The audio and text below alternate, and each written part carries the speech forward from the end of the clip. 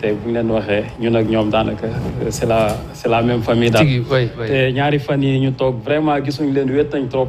voilà di leen ñaan rek bon yéen ak état bi ngeen waxtaan vraiment ngeen trouver un terrain d'entente. parce que je pense que ne tey ñi ci gën a sonn mooy population bi. am na ñoo xamante ne tey fii mën nañ fa jaar sa ñàkk seen liggéey. am ñoo xamante ne vraiment ñu leen di envoyer ay demandes d'explication. voilà donc di ñaan rek juboo am seen diggante jërëjëf di nuyu ñi ma fi tax a toog nag muy les travailleurs de station service surtout voilà di leen jaajëfal surtout les doyens ñi nga xamante ne ñu ngi waaj a dem à la retraite voilà bon bu ngeen xoolee secteur station service yi dafa nekk secteur boo xamante ne dafa désorganisé wu bu ngeen gisee tey ñu teg kuréel bi ma rectifier la tuuti Khalifa c'est pas un syndicat mais c'est une association voilà une association de travail de station service maintenant l'association son but est de dialoguer voilà avec les autorités avec les directions également de compagnie pour vraiment ñu réorganiser secteur bi ba travailleurs yi mën a gis seen bopp ci liggéey bi comme aussi patron yi ni ñuy gisee seen bopp baax ci liggéey bi syndicat bon xëy na dina ñëw mais je pense que le Sénégal est un pays de dialogue ñun loolu lañ gëm te gëm nañ ne li syndicat c'est une association ça marche aussi voilà c'est comme une association donc absolument donc avec l'association nous comptons vraiment dialoguer avec nos directions de compagnie dialoguer également avec nos autorités d'ailleurs on a même envoyé des demandes d'audience muy suñu compagnie surtout les 5 ténors les 3 grandes multinationales ak 2 privées nationales léegi luy tolof yi jafe-jafe yu bëri na sànq jundu ko tout à l'heure quoi muy événement mars yi même bien avant émeutes yi voilà jafe-jafe yi yàgg na ci station service depuis station doon station yaakaar naa ne jógewuñ ci jafe-jafe donc c'est la première fois qu'une structure s'organise vraiment pour réorganiser secteur bi ci jiitu muy assurance ci liggéeykat muy les contrats de travail jafe-jafe bu doy waar la et puis ce que je déplore un peu suñu autorités yi naka lañ mën a bàyyi cette anarchie vraiment dans un secteur boo xamante ne c'est tellement important tey bu secteur bi yëngu woon tey je pense que transporteurs yi sax duñu doxal donc secteur bu mel noonu war nañ ko mën a jël en compte te je pense aussi que président daf ñoo fàtte ci bi muy tënk programme kii bi PSE bi plan Sénégal émergent war nañ cee boole vraiment les travailleurs de station service voilà donc dafa jot tey ñu en plus de considération c'est-à-dire assurance ci liggéey bi muy les contrats de travail ñu inspecter les stations-service, il y a trop d'anarchie. Beaucoup, les 90% des travailleurs, ci clandestinité lañ nekk. Ils travaillent sans contrat. te ku amul contrat xam nañ ne doo am couverture sociale. te couverture sociale xam nañ njëriñ bi mu am ci liggéeykat station-service. ci liggéeykat ci boppam. donc côté boobu aussi ñu ngi interpeller un peu nos autorités. Très bien. Voilà ñu wàcc ci station yi. donc impact bi nga xamante ni yëngu-yëngu yi fi amoon am na ko ci seen liggéey. dafa ñëw rek dolleeku ci yeneen tolof-tolof yoo xamante ni mu ngi fi woon depuis lors. effectivement boo xoolee même avant émeutes yi di am. bi Covid bi duggee rek déjà impacté na liggéey bi parce que am nañ pas mal de camarades yoo xamante ne. licencié nañ leen par faute de kii comment encore économique. voilà ñu ne.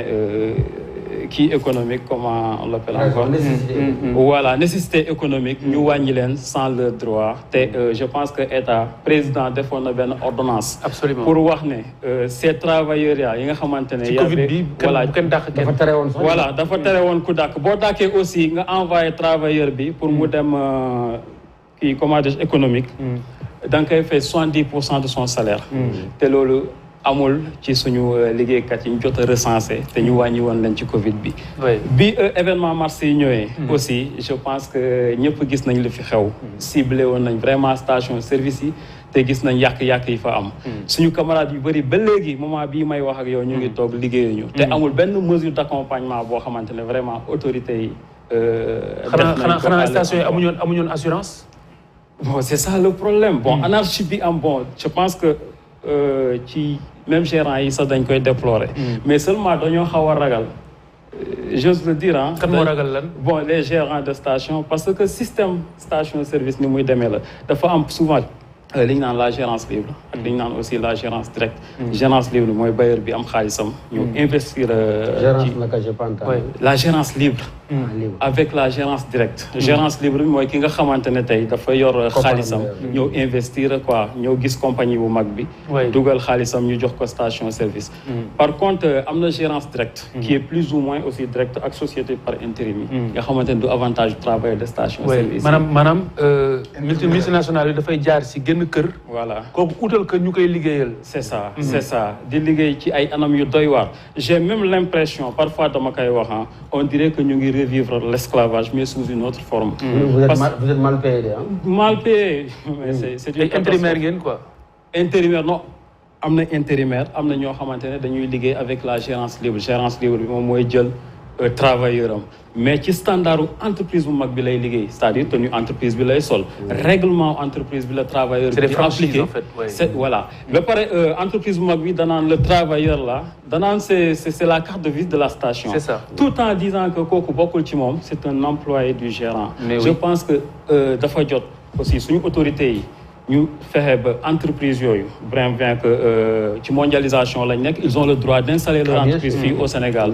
Comme le Sénégalais aussi nu mën a installer son entreprise à l'étranger. Donc bu ñu ñëwee nañ fexe respecter la législation te li gën ci travailleur bi mooy entreprise bi di gérer directement son personnel. Oui très bien alors. waaw. Mayoro. camarade ñu ngi lay nuyu.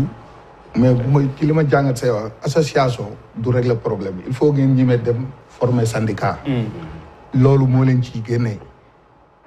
fii syndicat yi dañ ñu ngi nii tey mais ci négociation lañ mujj. waxtaan lañ mujjee mais xam nga intérimaire koo xam ne da ngay liggéey par intérim. waaw xamante ne yow dañ société d'intérim moo lay jël pour ngay liggéey. mais ak koo xamante ne dañ lay jël amoo këyit.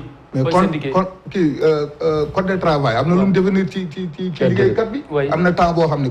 prestataire am na temps bu muy yëpp. prestataire am na temps bu muy yëpp. am na durée bu muy yëpp de. am na contrat de travail tamit am na fu muy yëpp. dëgg la léegi comme loolu yéen pompistes yëpp da ngeen koy dund ak graisseurs yeeg yooyu. mais daf leen benn bloc ngeen taxawal seen syndicat yéen ñëpp bu ngeen xëyoon boycotté comme ni sama gars yi def. mais dinañ wax ak yéen mais état bi du mooy forcer gars yi ñu leen di embaucher wala ñu leen di defal ay couverture médicale. il fallait ngeen taxawal syndicat ngeen bu ngeen ko amee.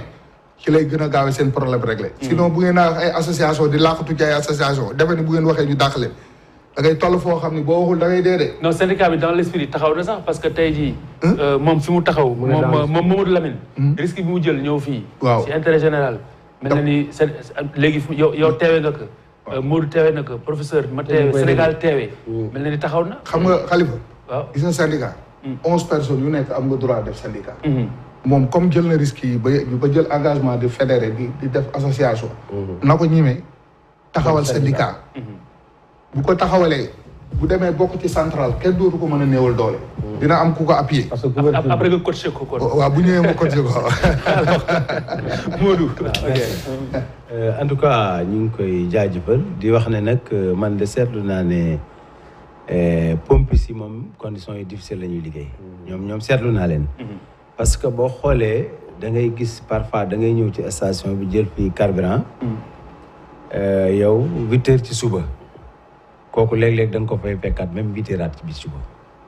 waaw 24 heures. oui 24 heures. maanaam yow tëddi nga ba xëyaat fekkaat ko foofu. waaw te ci xaalis lay liggéey. risque la bon kooku mun na yor 2 millions ci poosam mën na ko yor.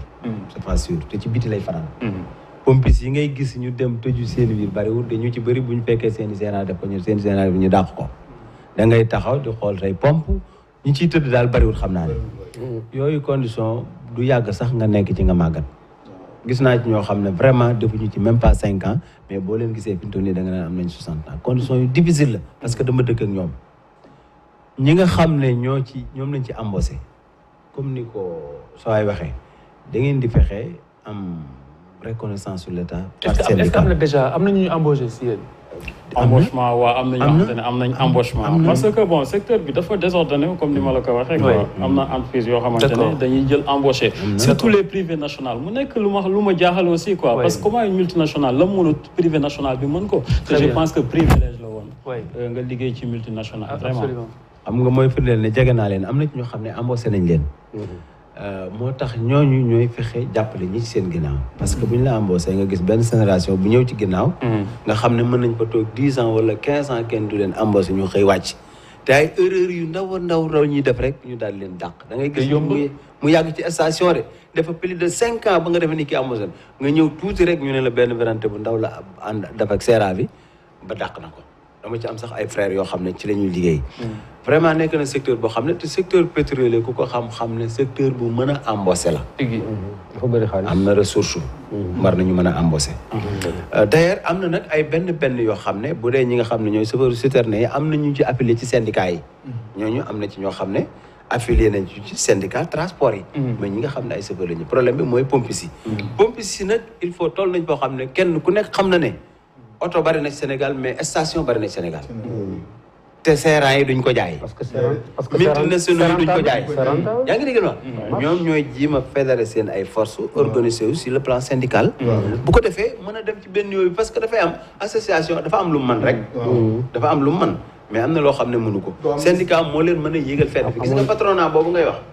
patronat bi patronat bu la ci kenn ndax boppam rek la fi nekkal à tout moment day am foo xam ne yow mii boo fa àggee xamal nga sa bopp ne fii ngay mën a taxaw syndicat moo la ca mën a génn voilà mu ngoog syndicat tamit fi mu toll nii fi mu wax ni ñun suñu bopp xamal nañ suñu bopp ne benn syndicat mënatul a régler dara ci àddina ba ci centrale yi laa la wax de amul benn centrale bu mën a régler dara ci àddina il faut que léegi ñuy boole force yi ci lu mën a doon nun booloo moo ñu may li ba Sénégal sosoo ba léegi kenn mës a gis syndicat transport yëpp lëkkaloo nekk benn toujours nag ñu dem ba nekk 14 nekk benn moom ñaari fan yi moom ànd bu jafe la mais kenn ku nekk dafa am loo bàyyi pour mën a ànd ak ñeneen yi moo tax il faut que union fait la force milliardaires yi ci àddina bi dañuy dajale ji lëkkaloo seen i doole di fexe dara bañ ci tasaaroo kenn bañ leen gàllankoor mais pourquoi ñi niiw doole ñoo ci war a jiitu nag xam moo tax foofu laa professeur waaw day poser de manière générale la problématique de l'aide ou l'assistance de l'État xam nga bëri na ñoo fi recevoir ñoo xam ne dañuy liggéey waaye ñi nekk ci kaw ñi muy wax multinational ñoo leen di liggéeyloo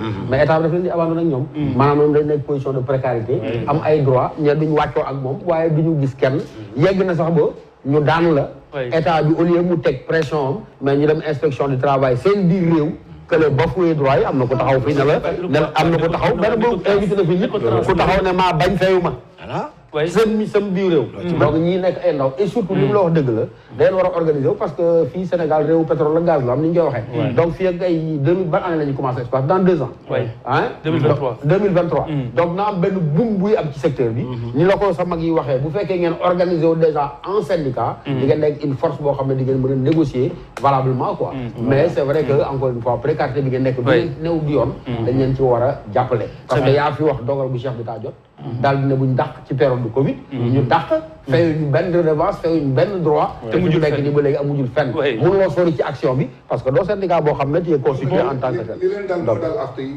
man gis naa benn transporteur am non tey waxuñ afte nag bàyyi dimbale ma damay jox exemple da ngay dem da ngay xuus non bàyyi wax ci pompis yi parce que pompis yi dañoo nekk ñoo xam ne li ci ëpp ay ndaw lañ ay xale yu ndaw lañ man am naa ci ay ndongo yoo xam ne université lañ nekk jàng ba ne ar yor ay lijaa sax amuñu fa dañu nekk foofa donc ñoo xam ne dañ mën a jëriñ réew mi nekk ci seen diggi doole kon waruñ leen a bàyyi dañ leen war a jàppale état bi c'est la même chose li mu wax ne receveurs yi am nañ maîtrisage waaw mais damay bañ détournement d'objectif quoi waaw détournement d'objectif moom wax nañu waxu aftu man kii laay waxal parfaitement alors léegi kon ñu bàyyi la rapidement en 2 minutes nga joxe sa message voilà bon ma indi un peu leeral par rapport à un syndicat parce que bon historique ou association bi au début c'était pour avoir un syndicat bi ñu essayé pour le syndicat gis nañ ne ça n'a pas marché à 2 reprises pourquoi ça n'a pas marché ak ñaari centrale syndicale parce que travailleurs yi ci boppam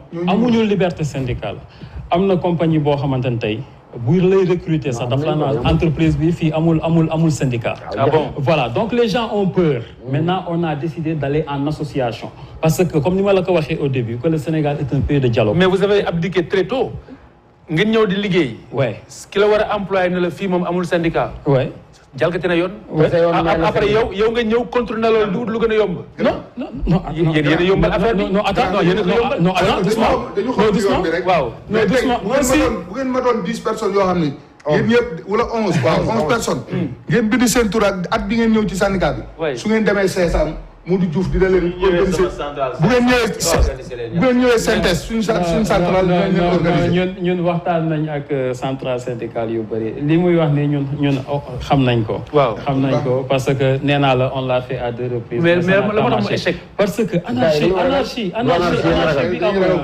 anarchie bi am ci station service yi moo ko waral. maintenant puisque mi ngi guddi l'appel que je lance. Nous sommes les travailleurs yi nga xamante ne d'abord c'est vrai que centrale moo koy régler. Nous sommes dans un milieu risqué à 2 niveaux ah. muy les risques sanitaires. et les risques sécuritaires. ñu ngi utiliser xaalis en plein air. également produit bu ñuy utiliser. produit bu extrêmement dangereux. je pense que dëkk tubaab yi amul benn pompiste buy nekk en contact direct ak carburant. ñaare sax doo gis pompiste da ngay ñëw. sol dem sa yoon voilà loolu yëpp ñu ngi protéger seeni nit. je pense que Sénégal war na mën a appliquer loolu. mooy wax ne fan yi rek jox nañ benn médiation. entre un gérant avec son employé bi dafa dem ba xol bi mënatul liggéey ci carburant bi ñu bindal ko un certificat médical que na arrêté di liggéey ci milieu pétrole bi sinon dafay dee. fan yi rek dox nañ ci médiation ba waxtaan ak gérant bi mu ñëwee dafa démissionné. bi mu démissionné xam nga boo xasee démissionné je pense que tu perds tous tes droits. kan moo démissionné. le travailleur ci boppam ki docteur bi bindal ne tu ne peux plus travailler. dans les stations boo ko continuer da ngay dee. certificat médical bi mooy ak man.